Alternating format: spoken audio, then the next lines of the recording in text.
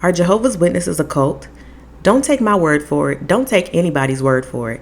I'm just here to present the facts, and you can draw your own conclusion because the proof is in the publication. If you have not already seen part 1 and 2 of this series, go ahead and check those out. Today, we're going to be discussing part 2 of the BITE model, which is information control.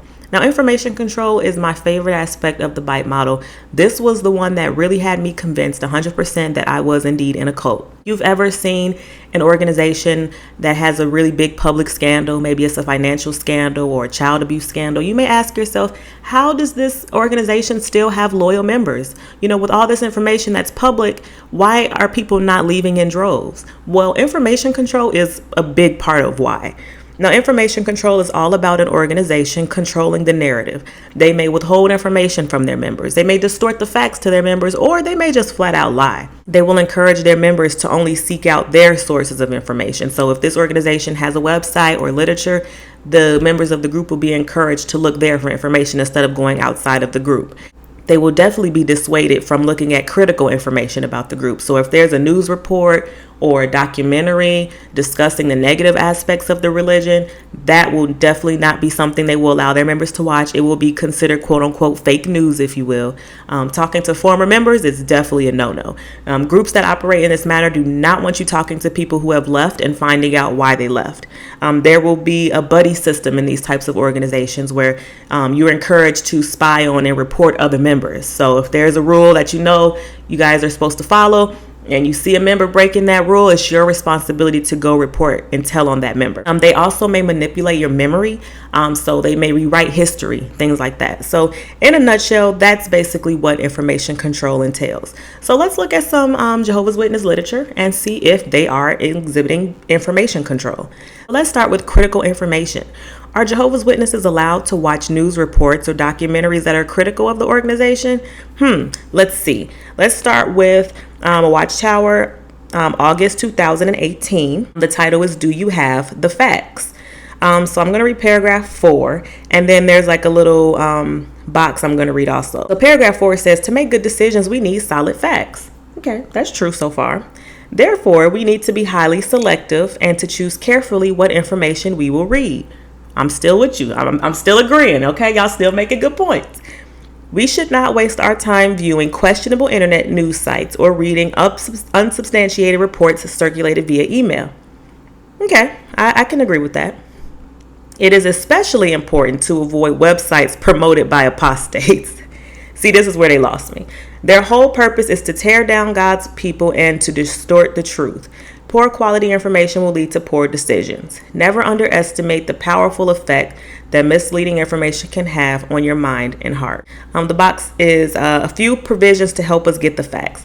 What provisions have been made to keep God's people up to date with accurate information? Breaking news. This feature, Breaking News, on jw.org provides quick, brief updates to Jehovah's people on major events happening worldwide. I'm not even going to read the rest of this because it's stupid.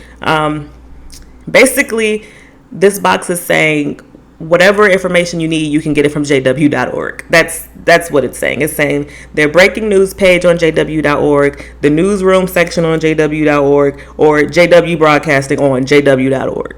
I'll actually read paragraph 6 too. It says, we need to be especially cautious when we come across reports regarding Jehovah's people. Never forget that Satan is the accuser of God's faithful servants.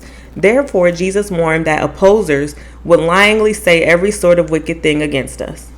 If we take that warning seriously, we will not be shocked when we hear outrageous statements about Jehovah's people. So I hope you can see the manipulation happening here. So that paragraph 4, again, they start out making good sense. You know, we do need to be careful about what we read. The internet is so easy to just hop on the internet, create a blog or create some type of website and just put any type of false information on there. I completely agree with that. However, where I don't agree with them is that they're saying, any information that's put out by apostates or people who have left the organization, we'll get more into that later, any information that's put out by apostates is automatically a lie. Now, this is where that information control really comes in because they're not allowing the members to read it for themselves and decide if it's a lie or not. The leaders of the organization are saying, hey, we've already decided it's lies. Okay, nothing to see here. You guys don't need to look for yourself and draw your own conclusion. We already know the people who have left the organization are making up lies about us. Nope, don't look at it, don't read it, don't decide for yourself. We've already done that legwork for you.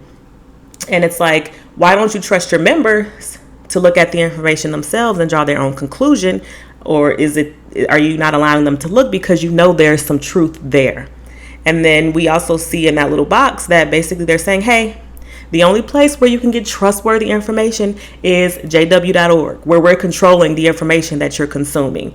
So yeah, of course, for them, jw.org is a safe place to look for information. They're not going to put any bad information about themselves on their website. I mean, come on, let's be real here. In paragraph 6, they're saying, when we hear outrageous statements about the organization, it's lies. It's lies from people who want to oppose us and tear us down.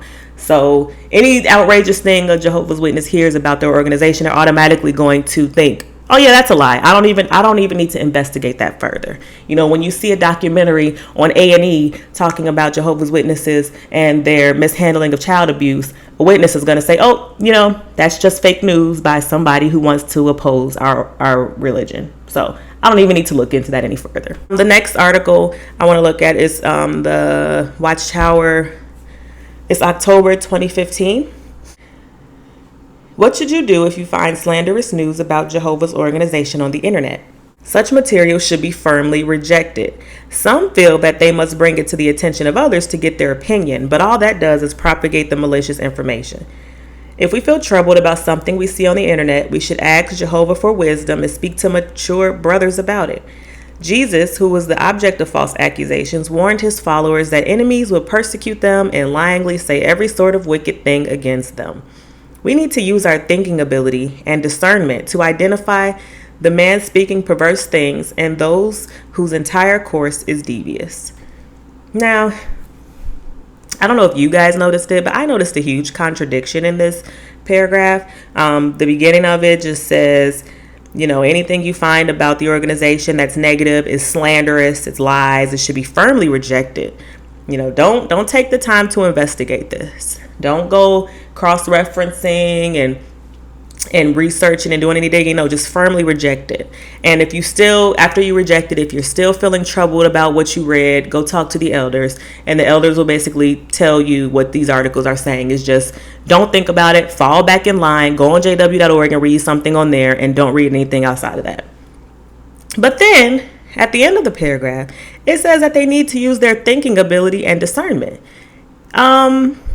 You guys just told me I couldn't do that. I don't know if you guys understand what thinking ability and discernment means, but you guys aren't allowing me to distinguish truth from false. You guys did that work for me already. So how can I use my thinking ability? I guess I can only use my thinking ability when it leads me to the same conclusion that they're at. Is that anything that's said bad about witnesses is false? I guess. I mean, whatever. One thing I do want to add before we move on is this is one of the reasons why college is strongly discouraged within the organization, because one thing you're going to learn how to do in college, you're going to learn how to think critically and how to do thorough research. Even when I was in high school, I wasn't allowed to go to university. I took 2 years in community college. But even in high school, when I would write research papers, I would have to have so many sources from different books, from different magazines, from different websites, and I would have to cite those sources. So, if you gain that skill, you'll be able to identify manipulation like this really quickly. If you have that ability to critically research, you're not going to just take whatever somebody throws you as fact, and that's what the organization wants you to do. They want you to accept whatever they say is fact, and whatever they say is false, you are immediately to disregard. So let's move on to the word apostate, because that was mentioned in the last one of the paragraphs we just read. So the dictionary definition of an apostate is a person who renounces or abandons a religious or political belief. It's pretty simple, right? I was once a Catholic, no longer Catholic, I'm an apostate. I was once a Jehovah's Witness, no longer a Jehovah's Witness, I'm an apostate of the Jehovah's Witness religion. Simple. No big deal, not a crime. People leave religions every day. But watch how this word gets distorted in the Jehovah's Witness literature, okay? This is the Watchtower, July 15, 2011. Will you pay attention to Jehovah's clear warnings? Paragraph 6 says, How can we protect ourselves against false teachers? The Bible tells us exactly what to do. The clear instruction in the Bible is avoid them. That means that we have to stay away from them. The warning from the Bible is like a warning from a doctor who tells you to avoid a person who has a disease that may spread to others. The doctor knows that if you get this disease, you will die. His warning is clear, and you will do what he says. The Bible says that apostates are mentally diseased and that they use their teachings to make others think like them. Jehovah is like that good doctor. He clearly tells us to stay away from false teachers. We must always be determined to follow his warning. I'm going to read paragraph 7 too. It says, what must we do to avoid false teachers? We do not speak to them or invite them into our houses. We also do not read their books, watch them on television, read what they write on the internet, or add our own comments about what they write on the internet. Why are we so determined to avoid them? First of all, it is because we love the God of truth, so we do not want to listen to false teachings that go against the truth in God's word. We also love the organization that Jehovah uses to teach us wonderful truths. It was Jehovah's organization that taught us about Jehovah's name and what it means, his purpose for the earth, what happens to us when we die, and the hope of the resurrection. Do you remember how happy you were when you first learned these and other truths? Then do not allow the lies from false teachers to turn you against the organization that taught you these truths. As you can see, this simple word apostate, which again is just someone who once had a religious belief and leaves that religious belief. The organization has now turned this word into something scary, into something demonic. Mentally diseased. I just want you all to think about what kind of picture that paints when you're hearing this over and over, especially as a child. You know, people who leave, they have ill intentions. You know, they're not all right in the head. They're messed up mentally, and they're just looking to drag others down with them. That is that paints a very scary picture. And that automatically, if a Jehovah's Witness comes across someone and they find out that person was once a Jehovah's Witness and left, the wall is immediately going up. They're not going to have a rational conversation with someone who they believe to be mentally diseased. So the organization does this purposely because, again, they don't want you to talk to someone who's left the organization because they don't want you to find out why people are leaving. You know, if a Jehovah's Witness was comfortable enough to talk to someone who left, they will find out a lot. They will find out about how the organization has mishandled child abuse. They will find out about all their failed prophecies. They will find out about the racism that's in their old publications. They will find out about all the ridiculous doctrine that's in their old publications that are no longer accessible on their website or anywhere for that matter. You really have to do some digging to get the publications that, Charles Taze Russell wrote. So this is the type of stuff they don't want you talking to someone who's left about. So they have to demonize that person and say, oh, don't talk to them. They're mentally diseased. They're not right in the head, and they're going to mess you up in the head too. So just leave them alone. And that's why they're saying, don't speak to them. Don't watch what they say on TV. Don't listen to them on social media. I mean, they've really covered every aspect of communication here. Like an organization that's really that serious about you not talking to their former members, they have something to hide. And that goes for any organization, not just Jehovah's Witnesses. This is another article that I thought was really interesting, how they paint apostates. It was the Watchtower, April 15th, 2009. The title of this article was Satan, a Deviant, Adversary, and Apostate. So, you already see where this is going. Paragraph 15 says, Satan was the first creature to turn apostate. Modern day apostates display characteristics similar to those of the devil. Their mind may be poisoned by a critical attitude toward individuals in the congregations, Christian elders, or the governing body. Some apostates oppose the use of the divine name Jehovah. They are not interested in learning about Jehovah or in serving him. Like their father, Satan, apostates target people of integrity. No wonder servants of Jehovah avoid all contact with them. I could actually feel my blood boiling as I was reading that because so not only are people who leave the organization mentally diseased, that wasn't bad enough, okay? They had to kick it up a notch and say, not only are they mentally diseased, they're kids of Satan. They're the spawn of Satan. Satan was the first apostate, and we're just his children. Our minds are poisoned, okay? And again, it's showing like we target people in the kingdom hall. Like, we're just these criminal deviants, and we're just looking to run amok in the organization and poison people's minds and turn everybody satanic. I remember hearing articles like this as a kid, and the idea of an apostate really like terrified me. Like, most kids are afraid of like the boogeyman or whatever the case is. I was afraid of apostates because I was just, in my mind, I had some picture of like someone who was just deranged and looking to bring harm to Jehovah's Witnesses for no reason. And this is done again by design. The reason the organization describes them this way is because if they can make Jehovah's Witness terrified of apostates, if a witness comes across any information or is talking to someone and they have an inkling that this person may be trying to share apostate information, all sorts of alarms and red flags go up. I mean, if you would see the look on Jehovah's Witnesses' faces when you even use the word apostate, I mean, there is so much fear there. And when you make someone that scared, you can control them.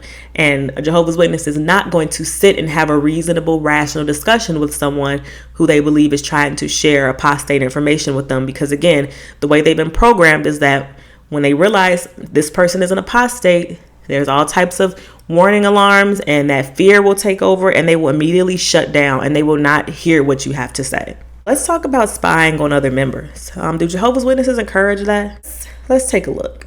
So this Watchtower is February 15th, 2012. Paragraph 14 and 15. It says, what if we become aware someone is involved in a secret sin, perhaps abusing alcohol, viewing pornography, or living an immoral life?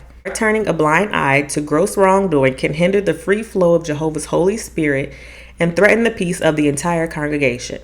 Just as the early Christians in Corinth had to clear out badness, so today any corrupting influence must be kept out of the congregation in order to preserve its healthy, positive spirit. What can you do to contribute to the congregation's peace? As previously mentioned, it is important to maintain confidentiality in certain matters, especially when others share with us their feelings and thoughts. How wrongful and hurtful it is to spread confidential information about someone else. Even so, when serious sin has been committed, those scripturally obligated to handle the matter, the elders in the congregation, should be informed.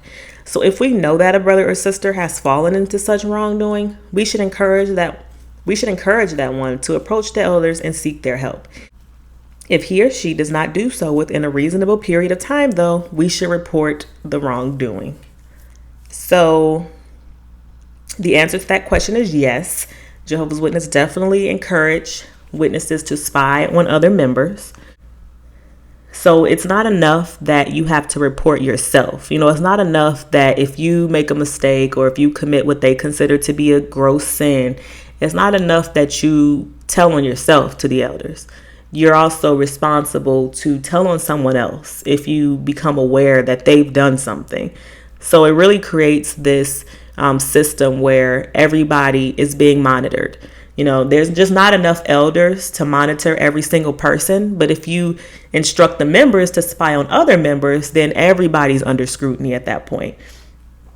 And it even says that, you can talk to the person and you can give them you basically can give them a period of time to snitch on themselves. And then if they don't do it by whatever they consider a reasonable period of time, then you're responsible for reporting it. The last thing I want to talk about as far as information control is how they rewrite their history. This is a big part of the reason why a lot of their really old publications are not accessible, because they've changed the narrative of what has happened. And if you go back and look at the old articles, you'll realize that they're lying. So I'm going to focus on one today, and that's 1975. Now, if anybody is familiar with 1975, this was a year that Jehovah's Witnesses strongly implied that Armageddon was coming. And if you would ask a Jehovah's Witness about 1975 today, presently in 2020, you're going to get one of two responses.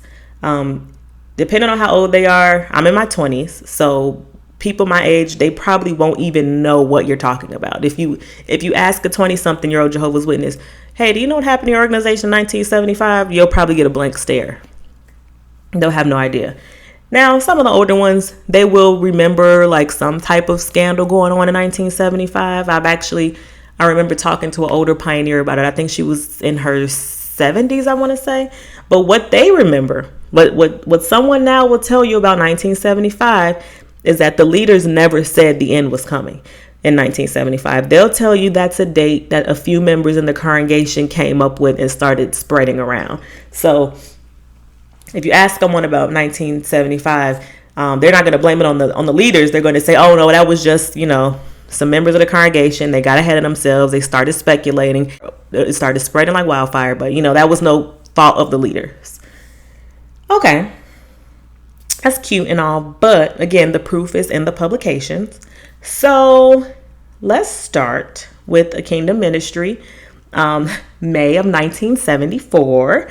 And the title of that is, How Are You Using Your Life? I'm not going to read the entire article, but the gist of the article is, encouraging people to use their lives to serve the organization more fully, especially because the end of the system is so close. I want to definitely read the last paragraph because this is where the good stuff is. So it says, yes, since the summer of 1973, there have been new peaks and pioneers every month. Now there are 20,394 regular and special pioneers in the United States, an all-time peak. That is 5,190 more than were in February 1973. A 34% increase. Does that not warm our hearts? Reports are heard of brothers selling their homes and property and planning to finish out the rest of their days in this old system in the pioneer service. Certainly, this is a fine way to spend the short time remaining before the wicked world's end. Now, before we discuss this, we just want to remind you all that Jehovah's Witnesses are taught, they fully believe that the information that the governing body releases is influenced by God, okay? They believe that the governing body is appointed by God, and the information that they are getting from the governing body is really coming from Jehovah.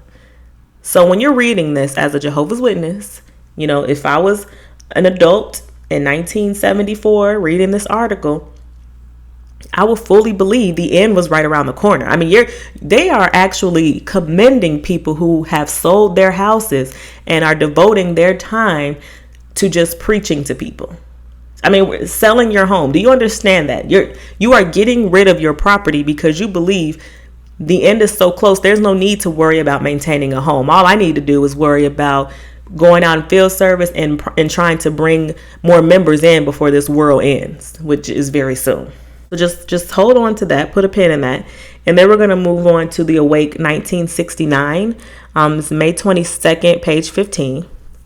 It says, if you are a young person, you also need to face the fact that you will never grow old in this present system of things. Why not? Because all the evidence and fulfillment of Bible prophecy indicates that this corrupt system is due to end in a few years. Of the generation that observed the beginning of the last days in 1914, Jesus foretold, this generation will by no means pass away until all these things occur. Therefore, as a young person, you will never fulfill any career that this system offers. If you are in high school and thinking about a college education, it means at least 4, perhaps even 6 or 8 more years to graduate into a specialized career. But where will this system of things be by that time? It will be well on the way toward its finish, if not actually gone. The organization, they do a lot of speculating and a lot of maybe and evidently and probably, but this article, they didn't even do that. Okay, this article, they were like, look, the end is coming so soon. We are confident enough to say that if you're a young person, you will never get old. You will never get old. If you're in high school, you will never even need to consider an education or a career in this system because the end is that close. I mean, they are saying this with 100% certainty. It's not a maybe, a probably, a could be. We speculate that it might be. They're saying it with certainty. So again, imagine being a young adult or a young person in 1969 reading this, and you believe that all the articles that come out are really, it's coming from Jehovah, really, not really the governing body. They're just the human directed leaders or whatever they call themselves nowadays. Would you not be thinking the end is coming really soon? So again, this was in 1969. They said this, and then the other article was in 1974. So So in the years leading up to 1975, they're really saying like, look, sell your house, don't consider education, don't consider college. Like this system is on its way out the door. Like Armageddon is so close, there's no need to even consider any of those things.